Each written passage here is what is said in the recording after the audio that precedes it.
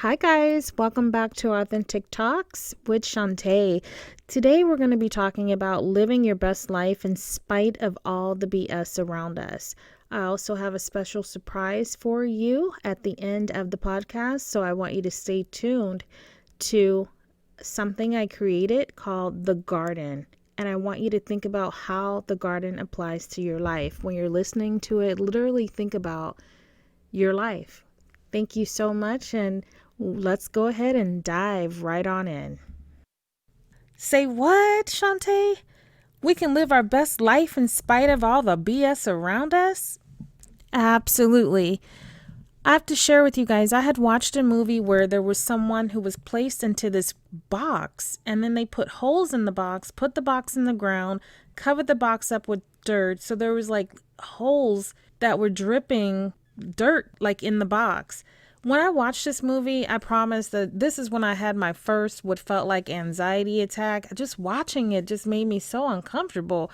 I felt like I was hyperventilating. I had imagined myself being in that box, and I thought, wow, I would suffocate to death right away just from hyperventilating. Well, this is the exact feeling that I imagine that people get when they get angry and they're slamming cabinets in their home. They're slamming their front door. When they get a flat tire, they're kicking the tire and break their toe. Whenever they're at work and they get upset about something, they slam their keyboard or they storm off. And it's like they totally forget where they are, who they're around, who's watching, and just not being attentive to the environment in any way. And so as I was thinking about that, when I watch this, I think about that movie every single time, and I think about how I felt, how I imagined I felt in that box is how they're probably feeling at that moment, and they're not able to control the situation. They feel like they're out of control because being in that box, if I imagine myself, it would make me feel like I had no control. In order for us to get to living our best life in spite of all the BS going on around us and in spite of like how we're feeling on the inside, there's some things that we have to do. The first thing that we have to do is we have to calm the heck down. We have to calm down. And we do this by taking a moment to take a deep breath or two. And if you're a person that feels like you have anger issues and you need to calm down by counting to 10, 20, or 30, you don't have to count out loud. You don't have to say, I got to count to 20. 1, 2. It's inappropriate. All you have to do is just think that to yourself or get up and leave out of your home, go for a walk, or if you're at work, just walk outside, and everybody doesn't have to know that you're going through something. You don't want to become known as a person that overreacts in every situation and where people start to feel uncomfortable within your home to approach you, or either outside of your home to approach you, whether it's at work or you're at a friend's home. I have to share with you guys, when I was younger, when things would upset me, when I was a young teenager, my heart rate would speed up and I would get breathy. I could barely get out what I was feeling, and I would be like, ooh, and like that. And so like every now and then that happens to me, not to that degree. I just had to realize, over the years, take a deep breath, calm down, not allow it to impact me in a way to where I appear to be unprofessional or where I appear to be unapproachable or anything like that. And sometimes it just comes with growth, like as we get older or life happens, we just learn how to deal with these things. So the main thing is, first, you have to gather your thoughts. And nowadays, we have a play on words where we want to say everything is associated with bipolar or anxiety or a lack of sleep, or we always have an excuse. And it's time for us to kind of take ownership of our behavior and understand, do self-reflection, so then that way we're able to see how we're behaving and in what ways it's inappropriate. One of the things that you have to realize is that it becomes like where you're overreacting is what they call it. And whenever you do this too often, this could cause you friendships. I think I might have said that earlier. It could cause you relationships. If you're with a significant other, it could cause you loss of job. I've heard of people even being let go for having those types of behaviors at work. So the other thing is we have to deal with the issue and figure out what is going to be the best solution. So having a temper tantrum is not the time for us to do that. We have to think things through, and we have to demonstrate that we do have emotional intelligence. Back in the early 2000s, they came up with that emotional intelligence, and it became big. There was bestsellers, best books that were on the bestsellers list. There were seminars that companies would do for their employees to help them. There was just all different types of things going on. I believe Oprah and all of the other talk show hosts would have things on their talk show about that, and it was really huge back then, and it was the first time that we had heard of such a term, and it is a real term. If you guys look it up, you'll see that emotional intelligence is super important. They say that that's better than having a high IQ in a lot of situations, because you're able to understand like how you're supposed to react, or should react, I should say, how you should react to someone who may have lost someone, or how you should react in certain situations, and just being sensitive to certain things that people are going through. Back to what I was saying about when I was younger and I would get breathy and didn't have control over my emotions at that time.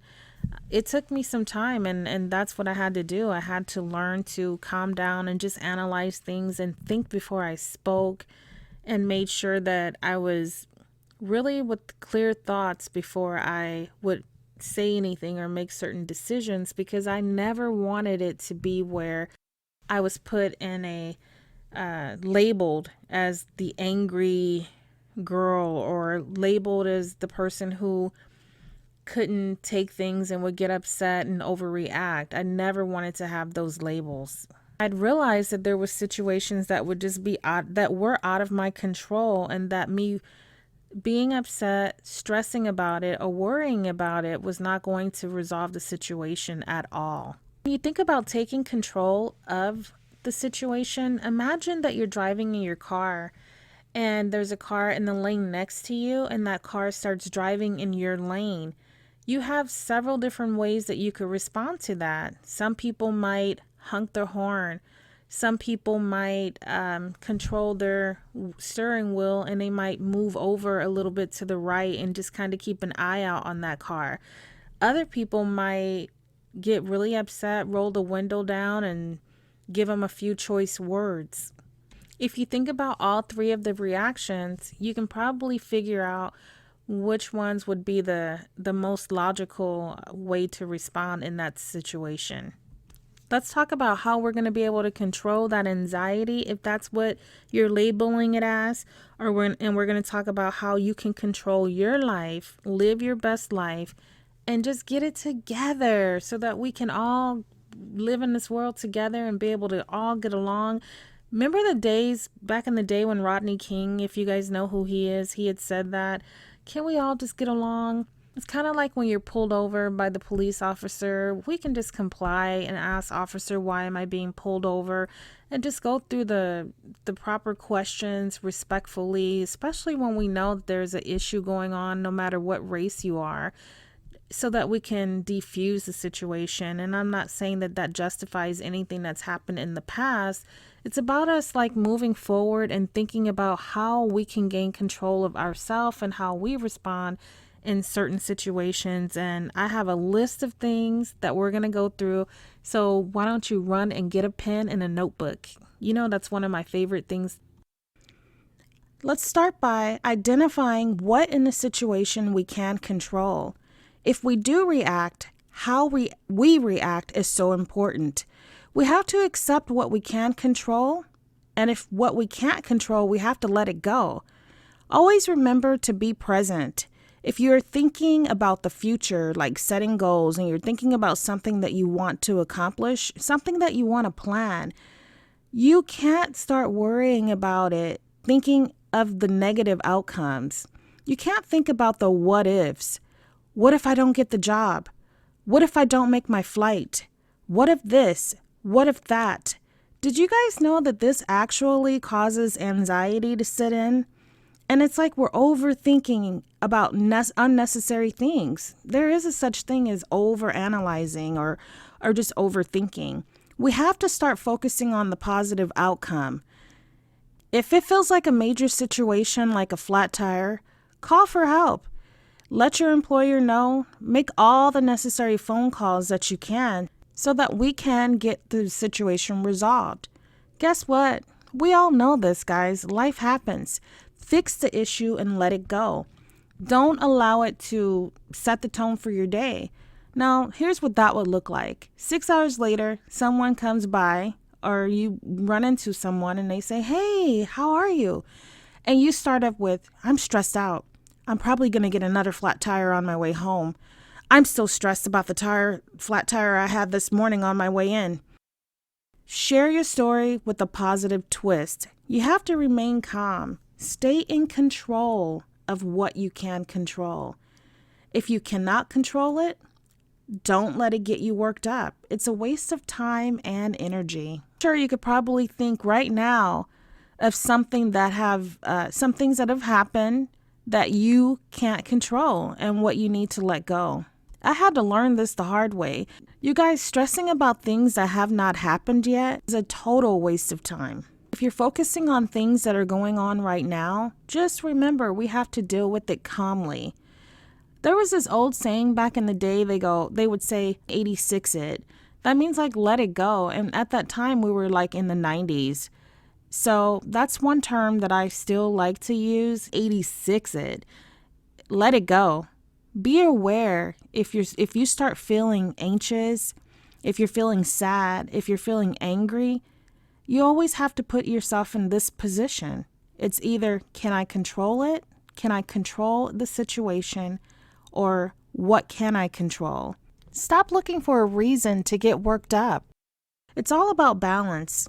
I have to share with you guys, my oldest son had went to Universal Studios, and him and his wife, they had bought brand new phones, the iPhones, and I believe the phones were over $1,000 at that time. He set both of the phones down while he was placing an order, and then he realized after he walked away that he'd left his phone. He either said that he left it either at the counter or on the table somewhere. They realized that the phones were gone. And they thought that each other had the phones. He had a freak out moment and he felt terrible. Can you guys imagine how you would feel if you actually lost your phones, your way of communication? There were pictures on the phone that were irreplaceable. What he did was he was super upset, but then they had to take action. They realized that they immediately had to deal with the issue head on and be proactive instead of being reactive. And there were steps that they had to take to ensure that their information was secure and cancel things. And one of my other sons ended up going to San Diego Zoo, and they had a similar situation with their phones that they already had. One of them had thought the other one had the cell phone, and so they set it down, and they were probably feeling the same way, freaking out, and it was a situation that was beyond their control. They had to take a step back and think about it, and then they had to either be reactive or proactive. So they made a phone call to San Diego Zoo, and someone turned the phone in, and they had about 30 minutes to get back so that they could pick up the phones, and they were so relieved that they were able to get the phone back. They had an option to either sit there and be reactive and be upset and act like it was the end of the world, use all types of profanity. Once you get past that, no matter what, you have to be proactive. So it's a waste of time a lot of times to sit there salty, kicking things, slamming things, and acting as if that's going to change the outcome. Get rid of the non-productive worry. Deal with it. Organize and set a game plan. They say laughter is the best medicine. Nowadays we have Netflix, Disney, there's improvs. There's all different types of ways that we can find some entertainment or comedy where we're able to kind of step away from certain situations and get some good laughs and then come back and deal with it. If we don't have control over it, you guys already know, we got to let it go and deal with it. the best way that we can. Well, really, we just need to let it go. I've had several situations that were frustrating for me. One of them was I have a son who I buy him glasses, and for some reason, my kids, they either throw the glasses away or they always have something happen where their glasses break.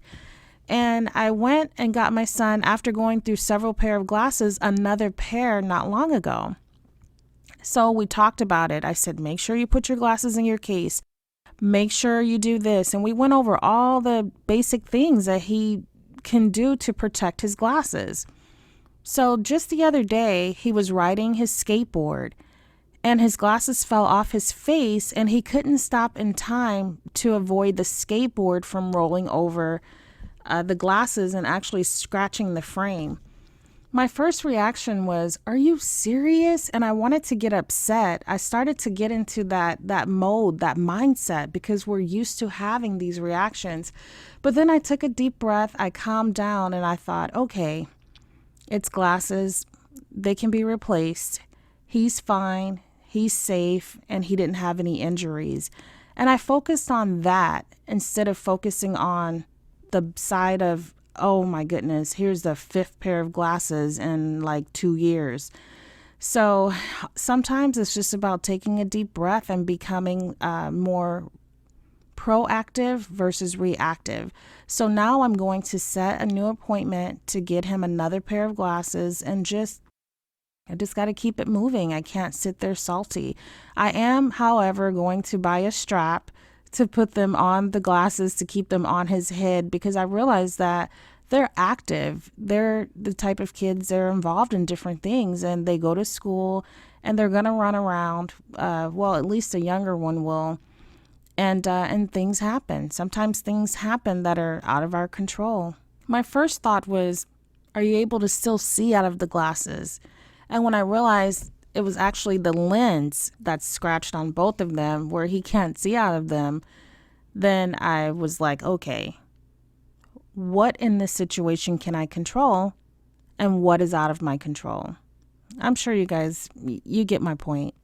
Another example for me was I had months of every single day dealing with traffic. And I would leave a little earlier, and then there would still be an accident, but it did alleviate a lot of the stress. And so some of the things that you can't control is the traffic. If someone has an accident on the freeway and you're just sitting there, you have two things. You can think about what in this situation can I control, and think about what can't you control. And one of the things that we always have control of is how we react to a situation. So the first thing is you would basically call your job to let them know that you're running late. Now, once it becomes a habit and you're late every single day, week after week after week, at some point you have to change something. It shouldn't go on that long. You have to change something. It has to get to a point where even if you have to get to work and you're early, it's better to be there super early, get you some coffee, get some breakfast, and then you're coming in with a great attitude and you're not feeling stressed out. You're there on time, and it feels good when you get to work and you're there early and on time. There was a lot of different things happening where there was possible layoffs on a job that I had, and at first a lot of us were stressing about it, and then it got to a point where there was no need to stress about it or worry about it, because it was something that if it was going to happen, it was going to happen. And we knew that it would be out of our control. So the anticipation of, and then the wondering and worrying and the what ifs, those kind of things cause anxiety. And it's all about us understanding what we can control and what we can't control. And I know I keep repeating it because that's one of the takeaways that I want you to have after you're done with the show is you have to take away what can I control and what I don't have control over. And this is what's going to help to alleviate stress, minimize anxiety. It's going to help you to be able to understand like how to better handle situations, how to deal with those situations, and how not to get overworked and upset and overreact. Overreacting is just, it's like something where we just need to get over that, especially once we get to a certain point in life. It's time to just let that overreaction stuff go. And overreacting is such a waste of your energy. It's a waste of your time. It's just a waste of everything. And all it does is, again, creates negativity. It creates anxiety. It creates stress. It creates an unnecessary host of things that you're just doing to yourself. Fear of even moving forward with the podcast. And some of the things that I had was, what if no one listens? What if this? What if that? All of these negative things. And I had to remember like what it was that I wanted to accomplish. And my goal was really to help people. My goal was to keep moving forward in life and to be a positive influence and to find a way to bring positivity, create a platform where I could bring people together, bring understanding, and bring some form of education about certain subjects. If things are falling apart, first thing is you got to pull it together. The second thing, understanding the things that you can control versus what you can't control. And just knowing that, you guys, life happens. You have to tell yourself and know that all things are going to work itself out. Because most oftentimes it does. It actually works out. And then look for the good in a bad situation. I know a lot of times whenever something happens, we could sit there and focus on like the bad part. Like my son, he scratched his glasses. I could focus on how much money it's going to cost and think about what if another pair gets ruined. But I can't focus on those things. I have to think about the good part. The good side is that I didn't have medical bills that I'm going to have to pay because he didn't hurt himself. It worked out fine. He got a little scratch on his knee, but other than that, he was absolutely fine. It is important for us to gain a calm mind. Meditation can help with this. And I know some people say that they've never tried it. They don't really understand it. Prayer and meditation are kind of close together. So you can meditate on love and kindness. Or if praying works for you, pray. I do both. And we'll talk more about that in one of our future podcasts where I have a guest that will join us in helping us to understand what it's all about.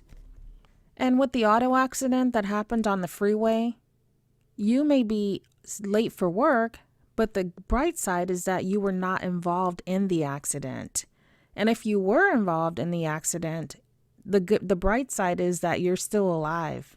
It has been said that folks are about as happy as they choose to be. You can choose happy thoughts. You can trick your brain into happiness, believe it or not. You can just focus on the things that are good. And I know that some people say one bad thing keeps happening to me after another. If you keep focusing on that, then it's probably going to continue. There are good things that in every person's life. We all have something. Even in the midst of a storm, there's something that we can think of that can create a sense of calm, create a sense of happiness, and get us back on track. It's really important to enjoy your life and to be happy. You can be the light in the darkness.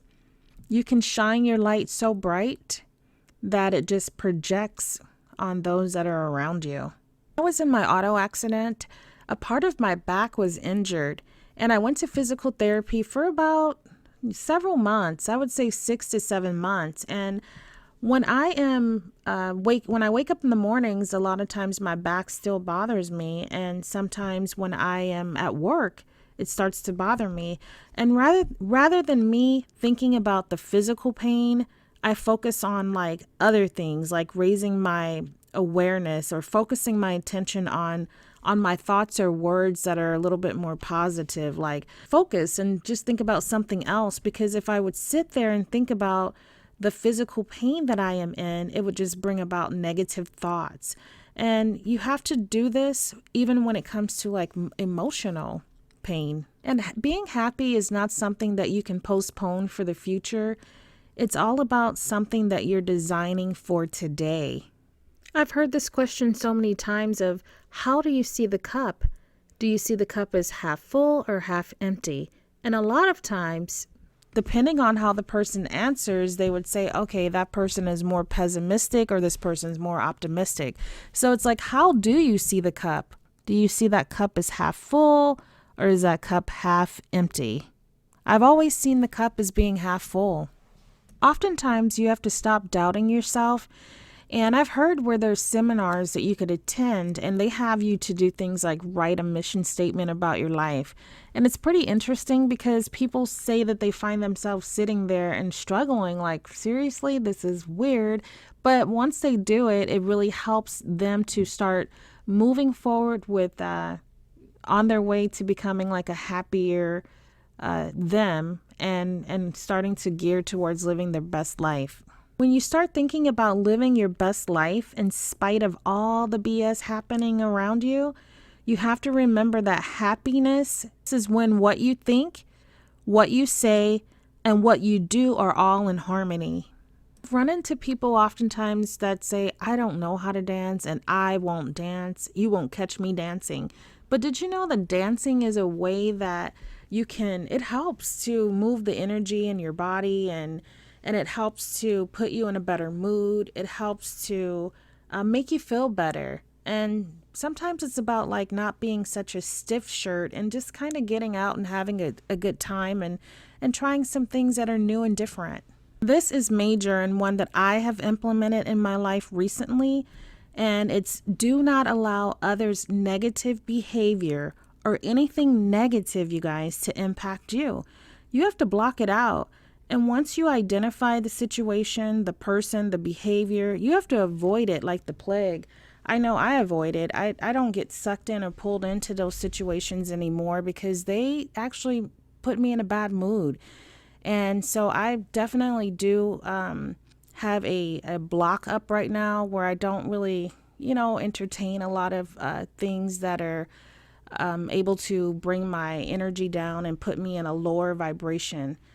I like my vibes to be high. And a lot of times I just kind of focus on what it is that I'm doing, especially when I'm at work. And then once I'm off from work, I kind of let my hair down. And then that's my time to really enjoy the environment and all of that. And it keeps me from, having a lot of baggage or anything like that I'm carrying from one place, like from work to home. And that's some of the things that you can kind of analyze and think about yourself to avoid having to put yourself in a negative state of mind if you are trying to vibe higher and you're believing that you're going to be moving forward with living your best life in spite of all the BS around you. All right, you guys, thank you so much for tuning in. I hope that you found that these tips were helpful or will be helpful for you in the future. This show is all about living your best life in spite of all the BS all around you.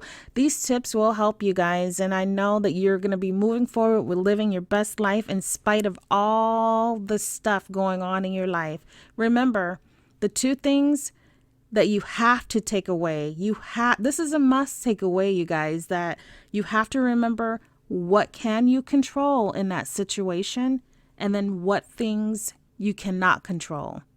And then we're going to calm down, take that deep breath, and we're going to be proactive versus reactive. Thank you so much for tuning in. I'm Shanta with Authentic Talks.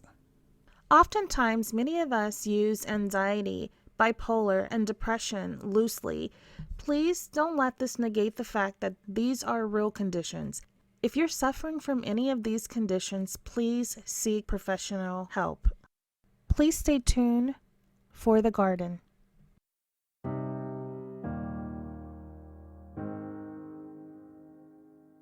Hi guys, it's Shanta with Authentic Talks.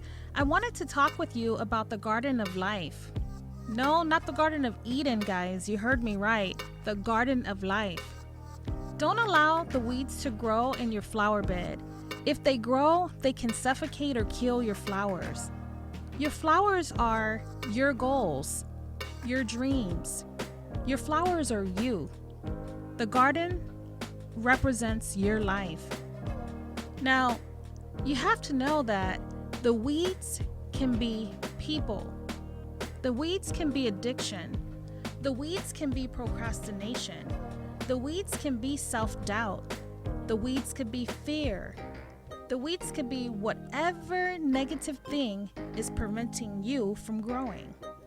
Now, you're gonna have toxic people in your life, so you have to be careful. Just be careful not to allow them to suffocate your flowers. Not everyone is gonna be happy for you or support you, but don't let that stop you. But allow it to motivate you. Allow it to force you to level up.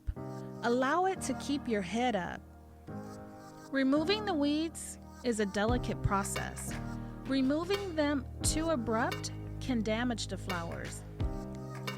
You have to find yourself a support group. That could be your family, it could be coworkers, or it could be anyone, someone close to you that you trust, someone who would not want to interfere with the process of you moving towards that positive change. I'm rooting for you. Email me, let me know how you're doing. You can do this. You got this. I'm Shanta with Authentic Talks.